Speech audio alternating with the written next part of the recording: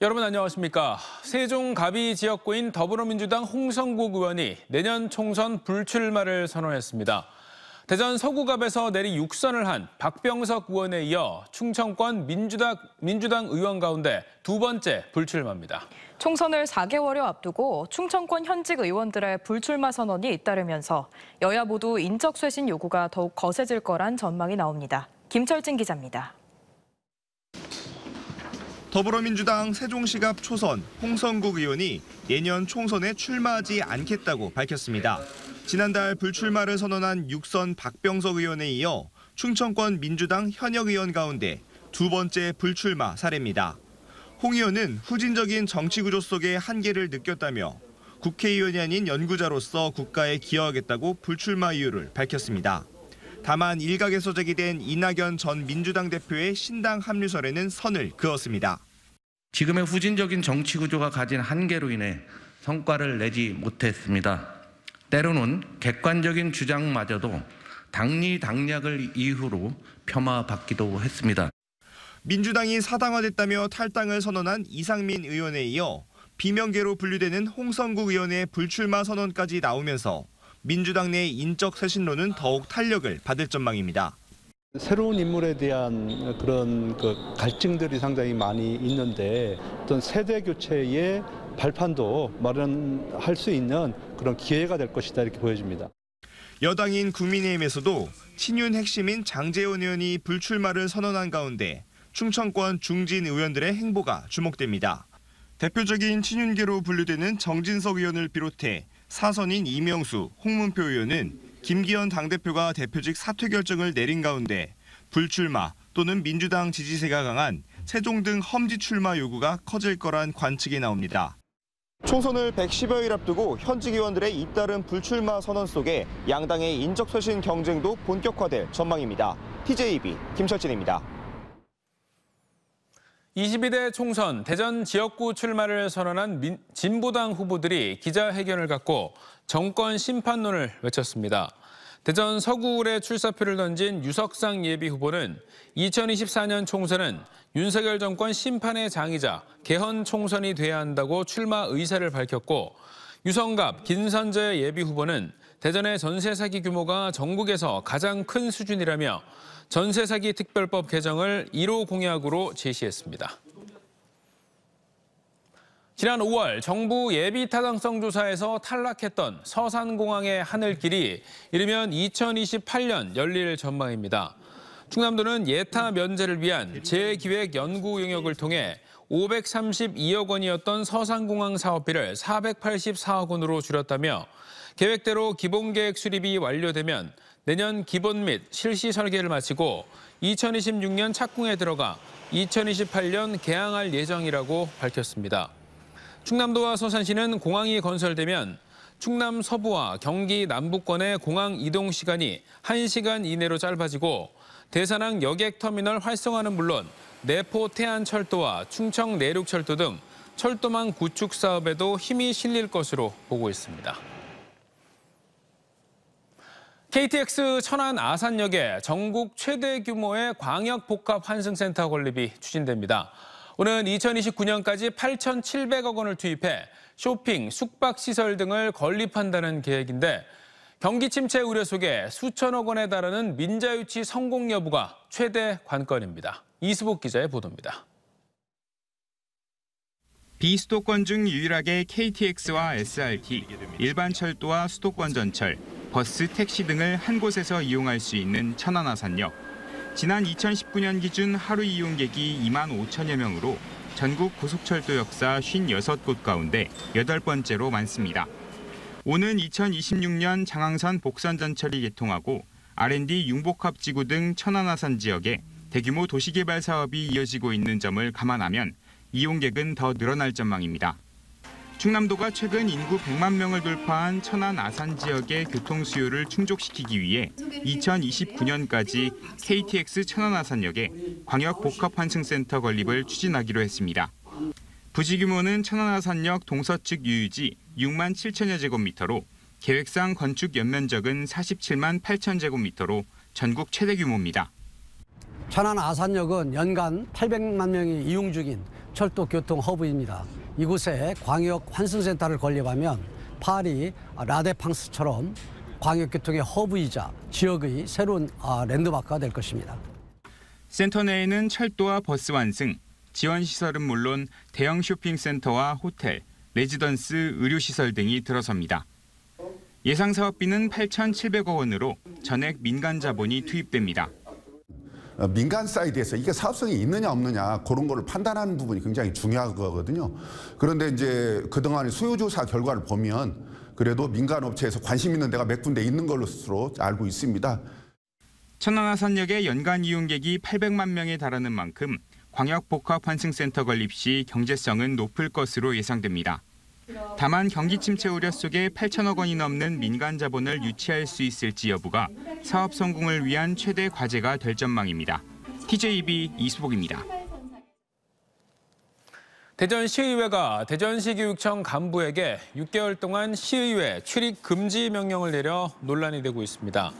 어제 열린 대전시의회 예결위 심사 과정에서 시의원의 질의에 대해 서부교육장이 답변을 못해 어려움을 겪자 시교육청 시설과장이 서면으로 답변하라고 훈수를 두었고 예결위는 심사 과정에서 귀찮다는 듯 반말을 한 것은 시의회를 무시한 것이라며 이 과장에게 6개월 출입정지 조치를 내렸습니다. 시교육청 공무원 노조는 잘못한 것은 맞지만 근거 규정도 없이 출입을 정지시킨 건 지나친 조치라며 성명서 등을 통한 대응을 예고했습니다. 지난달 TJB가 단독 보도한 청소년들의 대전 공영자전거 타슈 훼손 사건과 관련해 10대 3명이 검찰로 넘겨졌습니다. 대전 중부경찰서는 지난 10월 14일 새벽 대전 중촌동의 한 다리에서 타슈 세대를 2m 아래 하천으로 집어던지는 등 지난 10월 한 달간 타슈 17대와 공유킥보드 1대를 훼손한 혐의로 10대 A군 등 3명을 내일 검찰에 불구속 송치합니다. 이들은 경찰 조사에서 장난으로 자전거를 던졌다고 진술하며 범행을 인정한 것으로 알려졌습니다. 호두과자보다 유명한 산타버스가 천안에 있다는 사실 알고 계십니까? 올해로 21년째 매년 12월 한 달 동안 버스 내부를 크리스마스 장식으로 꾸며놓고 승객들을 맞이하는 최영영 씨 얘긴데요. 각박한 세상 작은 행복을 주고 싶어 산타버스를 몰기 시작하게 됐다는 최 씨를 장석영 기자가 만나봤습니다. 선물 줄게, 산타 할아버지 선물. 감사합니다. 산타 복장을 한 운전기사가 반갑게 승객들을 맞이합니다. 600번 버스 안은 주렁주렁 화려한 크리스마스 장식들로 가득합니다. 반짝반짝 불빛과 아기자기한 인형들도 눈길을 사로잡습니다. 버스에 탄 승객들은 어리둥절해하면서도 이내 핸드폰을 꺼내 사진을 찍기에 바쁩니다. 천안 산 지가 조금 되긴 했는데 실제로 그 말만 들었지 이렇게 직접 본 건 처음이거든요. 되게 이쁘고 괜히 기분이 좋아지는 그런 하루가 되지 않을까 싶어요. 올해로 21년째 매년 12월 산타버스를 운행 중인 최영영 씨. 11월 중순이 되면 사비로 200여만 원을 들여 버스를 장식해 운행을 시작합니다. 이미 유명세를 타다 보니 승객들도 12월이 되면 산타버스를 기다립니다. 버스 곳곳에 붙은 메모에는 승객들이 느끼는 감사의 마음이 고스란히 담겨 있습니다. 작년에도 타봤으니까 알죠. 은근히 기다리게 되고 이거 정말 타면은 정말 놀라운 일들이 생길 것 같아요. 너무너무 그냥 기사님에게 감사하고 대한민국 최고의 서비스하는 기사로 그렇게 아마 전국에 알려지면 좋겠습니다. 지난 2005년부터는 버스에 초록우산 사랑의 모금함도 설치해 어려운 이웃을 위한 기부도 잊지 않습니다. 십시일반 승객들의 작은 마음을 모아 18년 동안 기부한 금액은 3천만 원에 이릅니다. 돈을 갖다 주는 것보다도 상대방의 마음의 양식이죠. 기분 좋게 하기 위해서. 잠깐 한도 정거장 가시는 동안에 저 한 사람으로서 또 행복을 충전을 시켜주는 그렇게 하고 있죠. 성탄절 분위기를 만끽할 수 있는 천안의 명물 산타버스가 일상에 지친 시민들에게 소소하지만 확실한 행복과 위로를 전하고 있습니다. TJB 장석영입니다.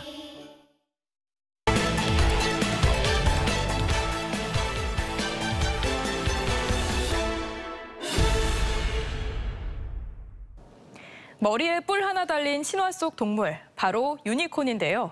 그런데 경제 분야에선 기업 가치 1조 원 이상의 비상장 기업을 유니콘 기업이라고 부릅니다. 숙박 플랫폼인 야놀자와 패션 플랫폼 무신사, 식자재 플랫폼 컬리 등이 대표적인 K-유니콘 기업들인데요. 대덕특구에는 미래 유니콘을 꿈꾸는 유망 기업들이 많지만 아쉽게도 국내 산업 전체를 견인할 유니콘 기업은 아직 탄생하지 못한 상태입니다. 대덕특구의 향후 50년을 고민해보는 기획보도. 오늘은 그 마지막 순서로 유니콘이 나와야 산다. 조혜원 기자가 보도합니다. 대만의 실리콘밸리로 불리는 신주 과학단지는 반도체 위탁 생산, 즉 파운드리 세계 1위인 TSMC와 세계 3위인 UMC를 비롯해 500여 개의 기업이 입주한 첨단 산업단지입니다. 대덕특구에 비해 규모와 기업 수는 적지만 신주 과학단지 매출은 67조 원으로 대덕의 3배, 고용은 16만 5천여 명으로 2배 수준입니다. 신주 과학단지 내 공업기술연구원, 이트리는 연구기술 상용화와 창업, 기술 지원, 투자를 유도해 과학단지가 대만 경제의 성장 거점이 되는데 중추적인 역할을 했습니다. 我们也非常鼓励我们的员工出去开创新的公司。50年来，工业院已经有157家的新创公司。 반면 대덕특구 내 성장 기업은 많지만 국내 산업 전체를 앞에서 이끌어 나갈 유니콘 기업은 아직 없는 상황입니다. 현재 국내 유니콘 기업은 23개로 대부분 수도권에 몰려 있습니다. 무엇보다 경기도 성남과 판교 등 수도권은 제품을 발주할 공공기관과 기업들이 많아 스타트업의 단계적 성장이 가능하지만 대전은 기업이 몸집을 불리는 과정에서 필요한 법률 자문이나 경영 컨설팅 등 맞춤형 전문 서비스가 턱없이 부족한 실정입니다. 특구 내 첨단 기술 기반 창업타운을 조성해 기업의 성장을 돕고 해외 선진 기업들과 협력을 통해 사업 성공 모델을 확보하는 것이 중요한 이유입니다. 해외로 나가서 큰 시장들에서 느낄 수 있도록 자꾸 우리 대전에서 기업가들을 모시고 해외에 나가서 그런 롤 모델들을 만날 수 있게끔 이런 노력이 되게 중요하죠. 국내 벤처기업들의 자본줄인 벤처캐피탈 10곳 중 9곳이 수도권에 몰려있는 상황. 특구의 경쟁력을 강화하고 지역 벤처들의 성장을 돕기 위해 대전에 본사를 둔 기업금융중심은행 설립도 속도를 내야 합니다. 또 미국 모더나를 배출한 보스턴 캔달 스퀘어를 벤치마킹해 창업과 문화, 연구개발의 융복합 환경을 조성하는 K 캔달 스퀘어도 속도감 있게 추진돼야 합니다. 대전시는 혁신기관이 밀집된 유성구 가정로 1.8km 일원 840만 평 부지를 K 캔달 스퀘어로 조성할 계획입니다. 캔달 스퀘어에 이런 투자자 자본들이 좀 모이고 또 그 안에 스타트업들이 모이고 연구자들이 모이면 시너지가 충분히 날 수 있는 효과가 있을 거라고 기대합니다. 연구자와 창업자 간 소통을 위한 환경 조성은 향후 대덕특구가 성장 거점으로 도약하는 중요한 발판이 될 수 있습니다. TJB 조혜원입니다. 대전 일자리경제진흥원이 주최하는 2024 경제트렌드 세미나가 신세계 엑스포타워 20층에 있는 디유니콘 라운지에서 열렸습니다. 세미나에서는 지방소멸 대전 지역 현황과 대응 방안을 주제로 충남대 안기돈 교수가 강연을 한 데 이어 지방정부 주도의 경제 활성화 방안을 놓고 지역 산학연 관계자들이 열띤 토론을 벌였습니다. 제19대 대덕연구개발특구 기관장협의회 회장에 방승찬 한국전자통신연구원 원장이 선임됐습니다. 방 회장은 대덕특구 내 기관들의 힘을 모아 국가기술 경쟁력 제고에 힘써 나가겠다고 말했습니다. 보령에 수소터빈을 시험 실증하는 수소터빈 시험연구센터가 들어섭니다. 충남도는 산업통상자원부와 에너지기술평가원이 실시하는 공모에 최종 선정돼 2026년까지 480억 원을 들여 보령 주교면 관창산업단지 내 14,800여 제곱미터 부지에 수소터빈 시험연구센터를 건립한다고 밝혔습니다. 센터에는 수소와 연소공기 압축기, 연료 공급 시스템 등 시험평가 전문 장비가 구축돼 시험평가를 위한 관련 기업들의 유입으로 보령 지역 경제 활성화에도 큰 도움이 될 것으로 기대됩니다. 새벽 시간 여성을 납치해 성폭행하고 금품을 빼앗아 달아난 혐의로 재판에 넘겨진 중학생에게 중형이 선고됐습니다. 대원지법 논산지원은 지난 10월 3일 새벽 논산 시내에서 귀가하던 40대 여성을 오토바이에 태운 뒤 초등학교 운동장으로 데려가 성폭행하고 현금 등을 빼앗아 달아난 혐의로 기소된 15살 중학생 A군에게 징역 장기 10년, 단기 5년을 선고했습니다. 5년간 아동 청소년 기간 취업 제한 등도 함께 명령한 재판부는 A군의 죄질이 극히 불량하며 피해자 측도 엄벌을 요구하고 있다고 판시했습니다. 대원지검 형사 3부는 경찰서 지구대에서 흉기 난동을 부린 20대 남성 A씨를 구속 기소했습니다. A씨는 지난달 28일 오전 7시 10분쯤 미리 준비한 흉기를 들고 대전 용전지구대를 찾아와 자해소동을 벌이며 당시 근무 중이던 경찰 8명과 대치하다 순찰 팀장에 의해 제압돼 체포됐습니다. 수사 결과 A씨는 주점에서 무전 취식을 한 뒤 출동한 경찰관에게 시비를 걸었지만 대응하지 않는 것에 불만을 품고 범행을 저지른 것으로 확인됐습니다. 서해바다의 적조와 고수원 현상 등 연안 예찰과 해양 재난재해의 신속한 대처를 위한 어업기술 지도선 충남 나누리호가 보령 대천항에서 취항식을 갖고 본격 운항에 들어갔습니다.